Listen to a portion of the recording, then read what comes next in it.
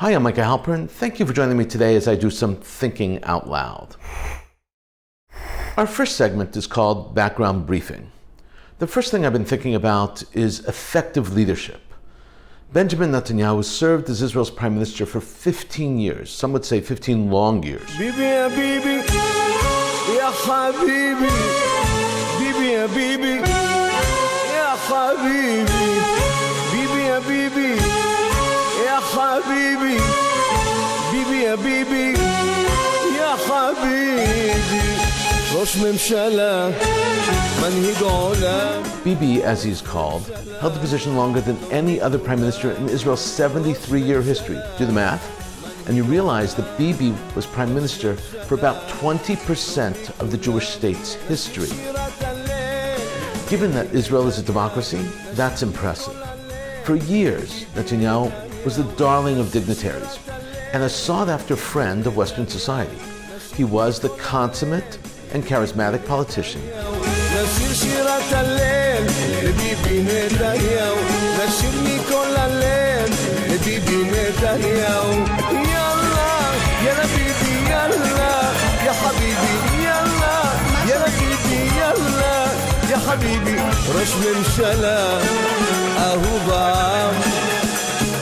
He was a gifted and unaccented speaker in English. Today I'm going to make an unprecedented offer to Iran. It relates to water. He was a military hero with degrees in economics. He had it all. Today, Benjamin Netanyahu is still involved in government, heavily involved. He serves as the head of the opposition. But it's not the same. Israel's foreign ministry has put out a statement revealing that foreign dignitaries visiting Israel are no longer requesting to meet former Israeli Prime Minister Benjamin Netanyahu. We'll be back soon. In this case of, quote, oh, how the mighty have fallen. Or is it perhaps maybe sometimes you need to know when to hang up your spikes? It's probably both. It is more than a simple slight to Netanyahu. It's a seismic shift in protocol. Traditional diplomatic protocol in Israel has been that when foreign dignitaries visit, they meet with both the country's prime minister and with the leader of the opposition. But judging by the number of officials requesting to meet with him, it appears that Bibi has fallen from international grace. Obviously, the former prime minister knows Israel's protocols and procedures. He knows who has visited and who hasn't. And he has not been added to their calendar. He is not pleased. The foreign ministry has said that if there was a request to meet with the head of the opposition, they will set it up. The operative word is if. A statement released by the office of the foreign minister, Yair Lapid, reads, and this is quote, "It is a long-standing procedure that the opposition leader may meet with diplomatic delegations arriving in Israel. That happened when Lapid was the opposition leader as well. Unfortunately, after we checked the matter again, none of the delegations expressed an interest in meeting with the opposition leader Netanyahu, and therefore we were not asked to coordinate such a meeting." The statement, while politely phrased, after all, they are diplomats, was not totally correct. Netanyahu did meet with Colombian President Ivan Duque on his visit to Israel. The big blow to Netanyahu, a big blow, and a blow both to his ego as well as to his stature within the party, was that he was not sought out by and consequently did not meet with either of the two United States congressional delegations that visited Israel recently. A total of 15 senators and congresspeople toured Israel, and they did not meet with Netanyahu, not one of them. Once great leaders sometimes fall from grace. In March of 2015, Prime Minister Netanyahu came to the United States and was invited to address both houses of Congress in a joint session. It was a record-breaking performance. Netanyahu received more applause and interruptions and standing ovations than any other speaker in the history of the Congress. Netanyahu's speech, however, was not appreciated by all the important personalities in government. The address took place while then President Barak was out of the country, and he was not pleased. Not pleased that Netanyahu was given the floor, and not pleased by the content of his speech to Congress. Bibi, once the darling of Congress, was able to lobby U.S. leadership for causes important to Israel. He was masterful. But things change. Times change, people change, political climates change. One of the biggest mistakes that politicians, like professional athletes, make is they do not know when to retire. It's called the Babe Ruth phenomenon. That's when an athlete ruins their record and career because their ego prevents them from retiring. There comes a time for every politician to sit back, reflect, and write a memoir. Now might be the right time for Benjamin Bibi Netanyahu. Coming up next, Points of View. First up is a column from Ynet, authored by Chen Artzi-Sroor, and it was published on November 12, 2021. It's entitled Shortage of Staff at Israeli Kindergartens is a National Crisis. The subtitle is Opinion. Israel prides itself on being the innovation nation, but the country has all but abandoned those taking care of our children, with kindergartens unable to hire more people due to demanding conditions and measly pay. This is a significant take on an employment crunch in Israel. The column points out that shortages in high-tech command a lot of attention, but there are other significant sectors that are also suffering shortages, and they deserve attention as well. This is how she begins. The majority of the discourse surrounding the Israeli economy focuses on high-tech industry and its much sought-after workers. It focuses on the prevalent lack of manpower in this booming sector and on the lavish conditions and salaries of those working there. It gives the impression that anyone who can write even the simplest bit of code will be snatched up as an analyst or a software developer by these companies right away. Chen Artzi-Sroor now gets to the point of her piece. She writes, "Meanwhile, the country's kindergartens are overflowing with children who have no one to care for them because the country is dealing with a severe shortage of kindergarten workers, a real national crisis that no one seems to know about. The lack of caregivers and educators has a direct impact on the most precious thing to us all, our children. Heads of local authorities are working day and night to try to make sure each kindergarten has enough assistants, since no one really wants to work in such a demanding job under the current shameful conditions. Kindergarten teachers are also in an extremely short supply, and any illness or absence usually results in a crisis. In special education, the situation is not much better, and the challenge is twice as great due to the nature of the work." This is a damning critique of the early education system across the country of Israel, as well as the special education system. Teachers get sick under normal circumstances, and now with COVID, adding to the absences, the crisis is even worse. Chen goes on to describe the case of an applicant applying as an assistant teacher position who got a call back. She was hired, not as an assistant, but as a full-time substitute. No training, no supervision, just go in and teach. Each kindergarten is by law required to have 2 assistant teachers and 1 teacher. It's just not happening. She continues, Israel, which prides itself on being a startup nation, prefers to focus on cashing in rather than being at the forefront of the fight for the rights of educators who welcome the high-tech workers' kids at their kindergartens for less than 1/3 of what a software developer or engineer makes. Now she concludes, the COVID pandemic appears to have subsided, and the education system is in a somewhat functioning state, albeit broken and exhausted. To end this crisis, we must express solidarity with our educators, who seem to be invisible to our government. If we refuse to accept the broken system in which our children study, perhaps, finally, there would be a slight shift in Israel's ultimately skewed and unfair job market. This is a truly insightful piece into an aspect of Israeli society that we seldom analyze, and it is so important. Thank you, Chen Artzi-Sroor. Next up is a column from J-Post, from the Jerusalem Post. It was published on November 20th, 2021. It was written by Dale Aloof. It's entitled, Palestinians Seek to Turn China Against Israel. Opinion. Subtitled, Hamas Political Bureau Deputy Chairman Musa Abu Marzouk. We would like China to stay away from Zionist entity, which stands in stark contrast to everything China symbolizes and aspires to. Hard to imagine this, but yes, Hamas is trying to drive a wedge between China and Israel. Here's how the column begins. Palestinian activists seem to believe they can maneuver China to sever ties with Israel.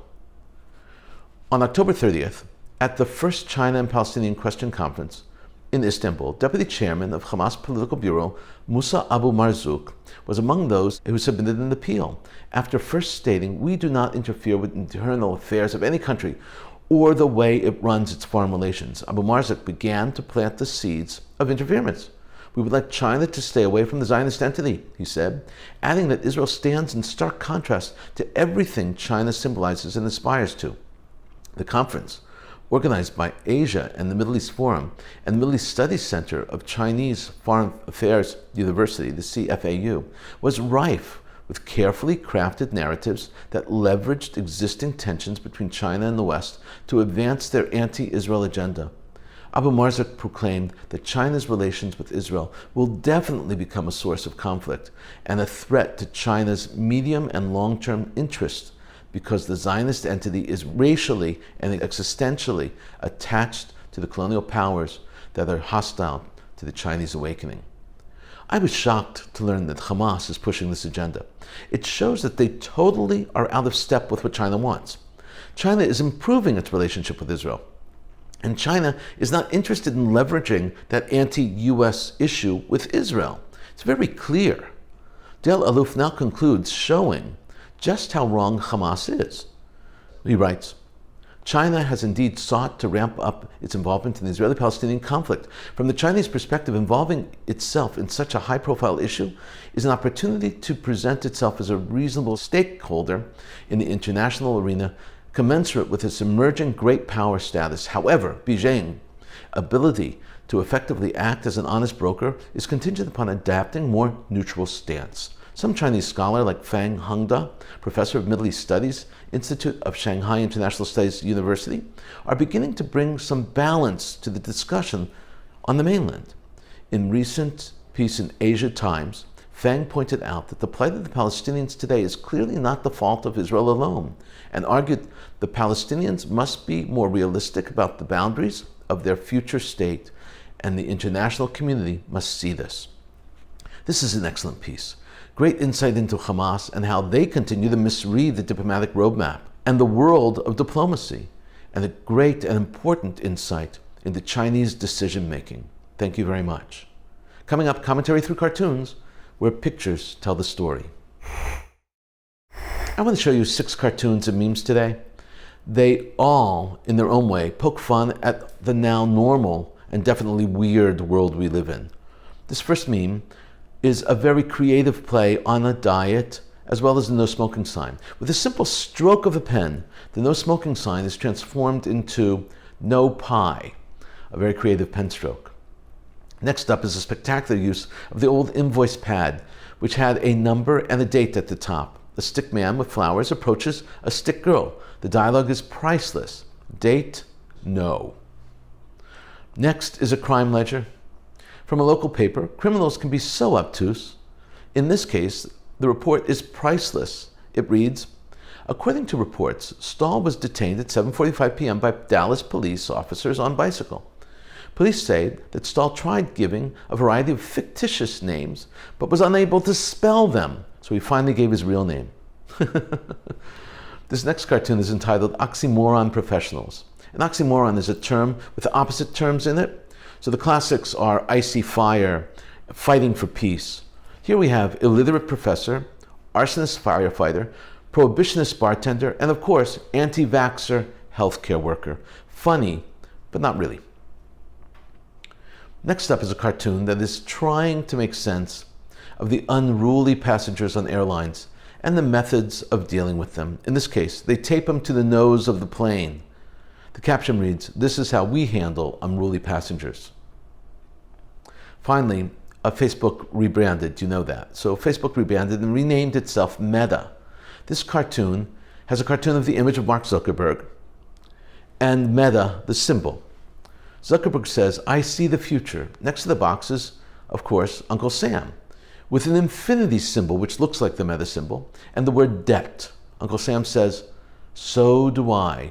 Cute and certainly biting. In a moment, more of my own perspective and a few predictions. There was a 4-hour-long anti-Semitic Jew hatred rally in Kielce, Poland. Important fact 1, the rally was officially called to honor Polish independence. Important fact 2, rally participants shouted, "Kill the Jews" and "Death to the Jews." The city of Kielce is located in the southern part of Poland. This location is telling and is hugely important for the rally celebrating Polish independence combined with Jew hatred, because in 1264, Boleslav I, known as Boleslav the Pious, issued the first charter officially welcoming Jews to Poland.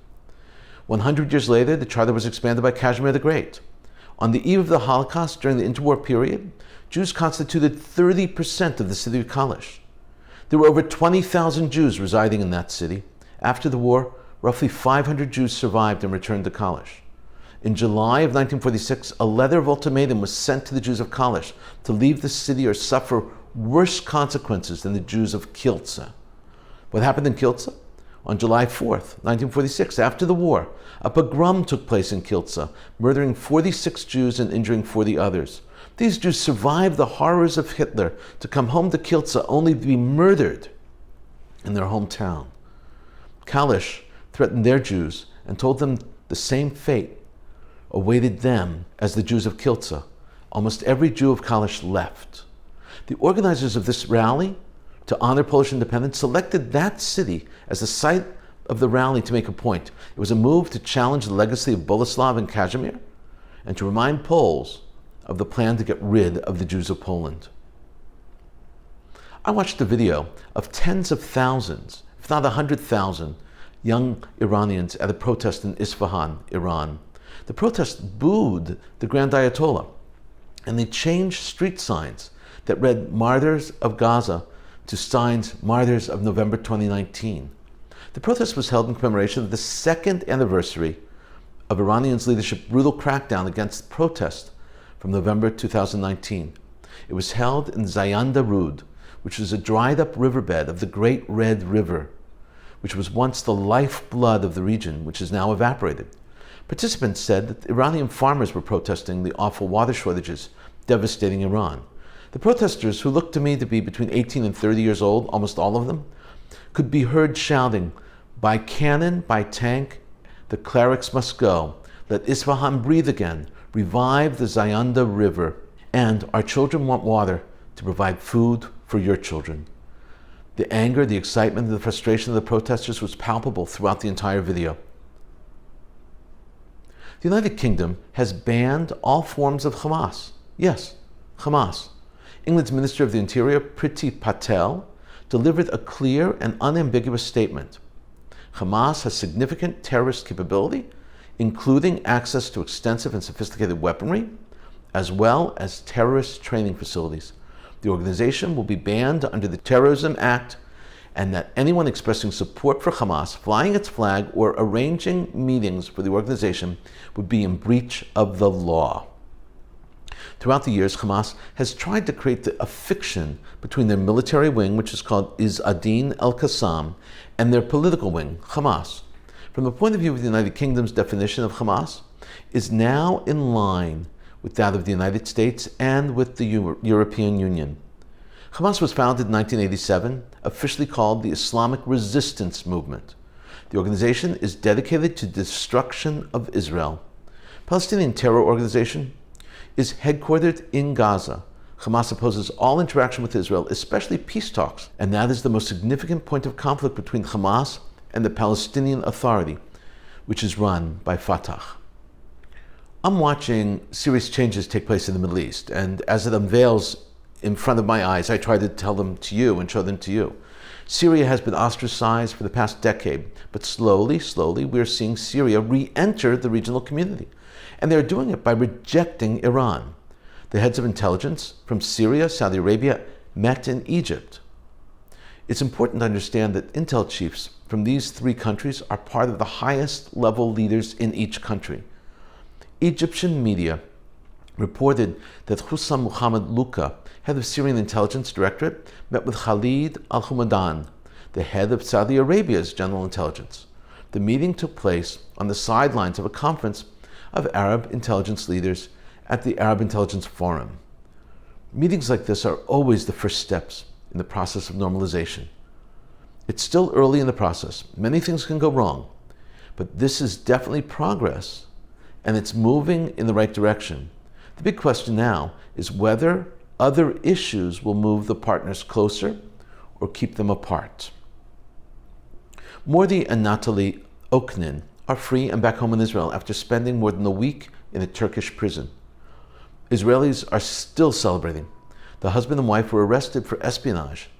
They were taking pictures, looking out from an observation tower. I ask you, isn't that what tourists do on top of an observation tower? Yes. Even Turkish media called this international debacle an embarrassment for Turkey. How the media asked, do our leaders expect tourists to come to our country if they cannot take pictures from a cafe on top of an observation tower? Mordi and Natalie were not spies. That was apparent. But it required intense diplomatic discussions to bring about their release. Upon her return home, Natalie Oknin delivered a message of thanks to her government. Mr. Prime Minister Naftali Bennett, we want to tell you from the bottom of our hearts, we're not taking what you did for granted. You were by our side. I heard that Lapid spoke to my family every day, and also the Prime Minister. You spoke to my family, you spoke to my sisters, my brother, my daughter, Shiraz, everyone. I heard that the whole government rallied behind us. We are grateful. We are strong thanks to you. It's hard to imagine that the leaders of a country would be so involved and so caring and attuned to the personal lives of citizens in distress. But that is Israel. What did Turkey gain? Israel claims they gave nothing in return. That's not quite accurate. While Turkey received nothing tangible from Israel, they received a major diplomatic boost. Prime Minister Bennett spoke with President Erdogan of Turkey. It was the first conversation between the Israeli Prime Minister and the leader of Turkey in 9 years since 2013. That's significant. Ronen Bar is the new head of Israel's Shin Bet. Shin Bet stands for Sheirut Bitachon, or the security services. It's the first letter of each word. Shin Bet is Israel's FBI.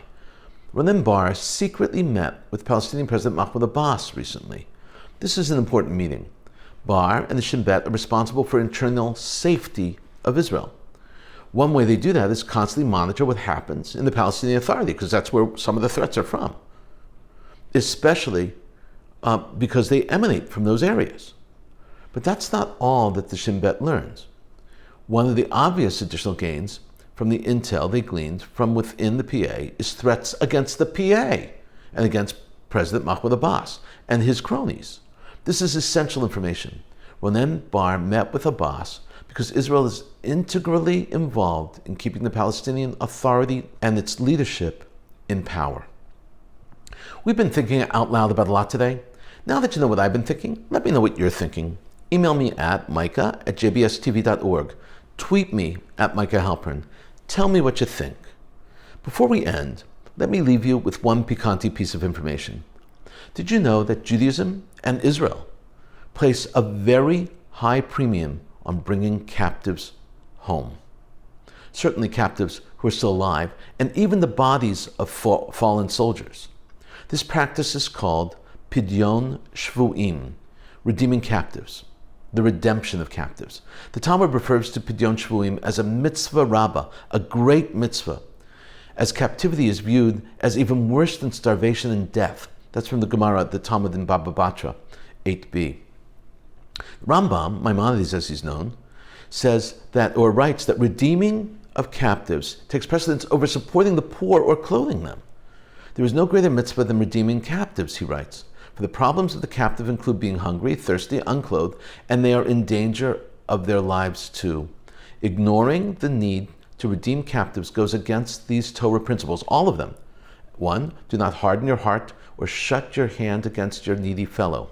2, do not stand idly by when your neighbor's blood is shed. 3, and misses out on the following other mitzvahs, which is 3. Let's say, you must surely open your hand to him or her. And 4, love your neighbor as yourself. 5, rescue those who are drawn to death. There is no mitzvah greater, the Rambam says, than redeeming captives. This comes from his Mishnah Torah. Rav Yosef Karo, who authored the Shulchan Aruch, which is the book of Jewish law, writes, every moment that one delays in freeing captives in cases where it is possible to expedite their freedom is considered to be tantamount to murder. That's what he writes in the Shulchan Aruch. But there are limitations.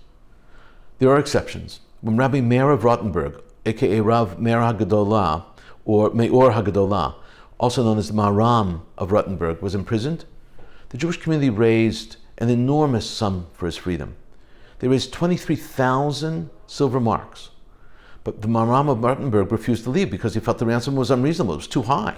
He did not want the Jewish community to spend that much money, and he died in prison on May 2nd, 1293. The king would not release his body for another 14 years, only until another ransom was actually paid. And then finally he was able to be buried in the Jewish cemetery in Worms.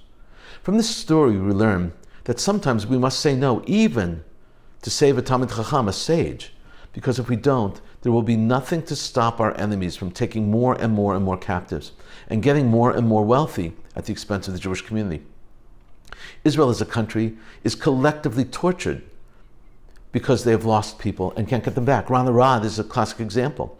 An Israeli officer missing since 1986 has not been returned to Israel. One of the first issues Naftali Bennett undertook as Prime Minister was to restart the conversation about Ran Arad.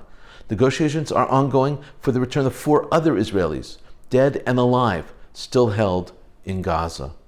Thank you for thinking out loud with me, Micah Halpern. Let's think out loud again next week on JBS.